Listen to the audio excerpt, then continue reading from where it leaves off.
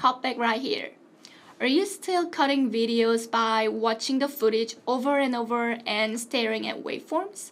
After watching this video, you will be able to edit cuts 20 times faster with Adobe Premiere Pro. In the Edit Captions menu, you can adjust transcript settings as you like, but usually there's nothing to change.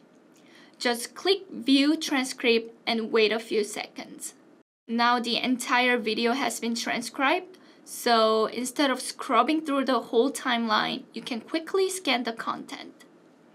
On the right side, the AI has automatically split the video into chapters with quick summaries.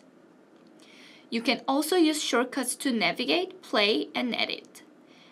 Any repeating parts are highlighted, so you can simply remove duplicates. Now, here's the fun part. If you want to delete a section of the video, simply select it, click Delete, and hit Apply Edit. You'll see the video edited instantly. For precise editing, you can use the timeline below to listen to each word and adjust its start and end point by frame.